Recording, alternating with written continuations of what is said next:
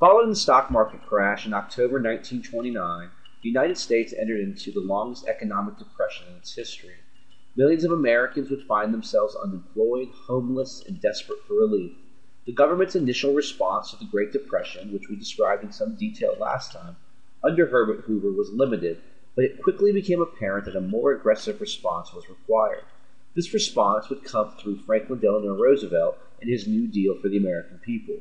Under Roosevelt, we will see the government become an active player in the economy and in the lives of the people. There would be jobs for millions, money for farmers, rights for union workers, a minimum wage, overtime, no child labor, and Social Security. It's a new deal for America. Herbert Hoover's approach to the economy was the laissez-faire approach used during the Gilded Age. When the stock market crashed, Hoover believed that the economy would fix itself. And when he did act, it was too little too late.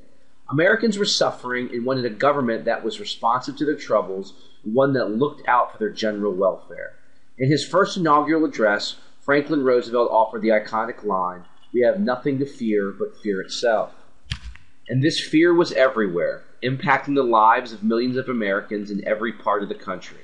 By 1933, 25%, 1 in 4 Americans were unemployed.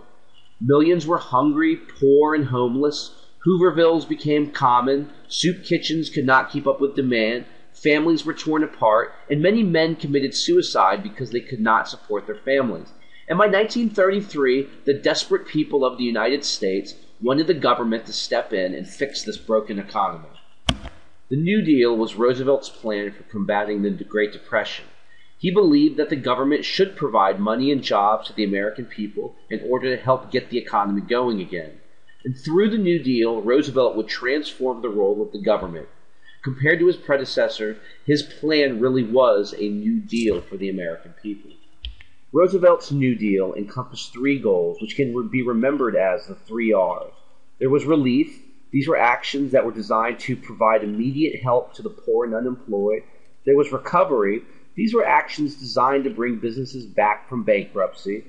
And there was reform. These are actions that were long-range changes to correct the economy and to prevent future depressions. The way Roosevelt and his allies saw this working was after adding money into the economy through welfare and jobs programs, America would have more that could be spent buying products, and as companies became more profitable and increased production, there would be more jobs for those unemployed Americans. This cycle could continue until America found itself above water again. It didn't quite work how Roosevelt thought it would, but his New Deal did prevent the economy from total collapse, and it did start the economy on the road to recovery. Roosevelt would speak directly to the American people through the radio in what became known as his fireside chats. Roosevelt would be the first U.S. president to use the radio regularly to communicate directly with the American people. He would update Americans on what he was doing to fight the Great Depression, and his first address was March 12, 1933, and he would continue doing this during World War II. Roosevelt's fireside chats made people more confident in his actions so they could hear from him directly. Starting in 1982, President Ronald Reagan would offer a weekly radio address to the American people that would become tradition. And starting with President Obama, the president now offers his radio address in the form of a video on the internet. Roosevelt took immediate action upon taking over as president in March 1933. His first 100 days in office is considered the standard for action when they had Congress pass 15 bills through Congress in this time. One of the first things Roosevelt did in office was proclaiming a 4-day bank holiday where all of the banks in the United States were closed. The Emergency Banking Relief Act gave the government an unprecedented amount of power over the banking industry in the United States. It gave the government the power to reopen the banks when the government felt that they were ready, thus giving the government a significant amount of authority. The fact that Roosevelt took this type of action was a breath of fresh air for the American people who were looking for action from their government. The Federal Deposit Insurance Corporation was established through the Glass-Steagall Act. The FDIC insured people's money held in banks up to $5,000. That meant that banks could not lose the money of their customers. The government would insure this money through the FDIC. It also put restraints on what banks could do with customers' money. This gave people a sense of security with regards to their money. Today, the FDIC insures up to $250,000, and you'll see the FDIC logo anytime you're in the bank.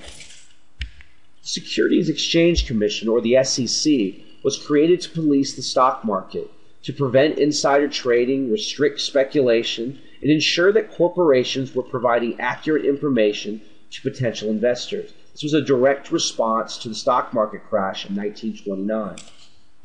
And for the farmers, there was the Agricultural Adjustment Act. It offered subsidies to farmers to reduce their production in order to raise the price of crops, to cultivate less of their land and kill livestock to make sure that they were producing less. And ultimately, this would increase the prices that farmers received. Another part of the New Deal was getting jobs for people. The Civilian Conservation Corps offered work to 18 to 25-year-old men on projects on federal lands, like road construction, soil erosion prevention, flood control, and irrigation. They would work on the projects, and a monthly sum would be sent home to their families.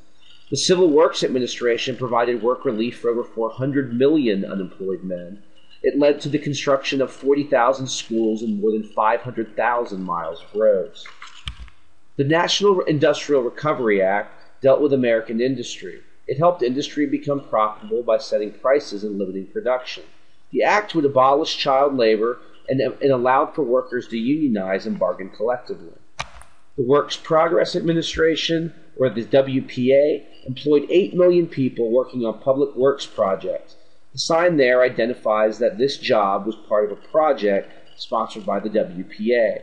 One of the things that politicians like to do in an economic downturn is find work for people to do outside improving infrastructure. Even in our current economy, you always hear politicians talking about roads and bridges and viewing that as a good way to put people to work. And during the Great Depression and the New Deal, the government does this very effectively. The Wagner Act, which is also known as the National Labor Relations Act, replaced the NRA after the Supreme Court deemed the NRA unconstitutional in 1935. This act protected the rights of workers to unionize. It also said that employers could not threaten workers who were members of a union or prevent workers from organizing. Understand, we are only scratching the surface when it comes to the New Deal. There were dozens of other actions taken by the Roosevelt administration during this time, like the Tennessee Valley Authority, the Federal Housing Administration, the Resettlement Administration, the Rural Electrification Administration, just to name a few. But these last two acts I will address might have had the biggest long-term impact. The Fair Labor Standards Act set the maximum work week at 44 hours. Later this would be changed to 40. It said that workers should get paid time and a half or overtime for anything over this. It set the first minimum wage at 25 cents. Today the minimum wage is $7.25. The Fair Labor Standards Act also set rules for workers under the age of 16. All of these things are still in effect today. And there was Social Security, which is a hot topic of debate in our current politics. The Social Security Act set up safeguards for workers. It established a retirement fund for those who are 65 years or older. The fund is paid for through taxes paid by employers and employees. The retirement age set in 1935 was 65, when the average American did not live to see the age of 62. Today, the retirement age is 67, when the average American can expect to live to the age of 78. The act also allowed for those without jobs to collect unemployment, and it provides benefits to mothers and children. As you can see on the poster on the right, it says, when an insured worker dies, leaving dependent children and a widow, both mother and children receive monthly benefits until the latter reach 18. This gave protections to workers and their families. It was one of the lasting legacies of the New Deal. And let's close the show by considering the legacy of FDR's New Deal. On any list of great U.S. presidents, Franklin Roosevelt is usually one or two, either ahead of or right behind Abraham Lincoln. A lot of this reputation has to do with his actions during the Great Depression. And as for the legacy of the New Deal does not end the Great Depression. Several pieces of legislation would be struck down by the Supreme Court as unconstitutional, but it did improve the economy and put the country on the right track. As a result of the New Deal, the government would and has been since an active player in the economy. The New Deal also changed people's attitudes towards the government.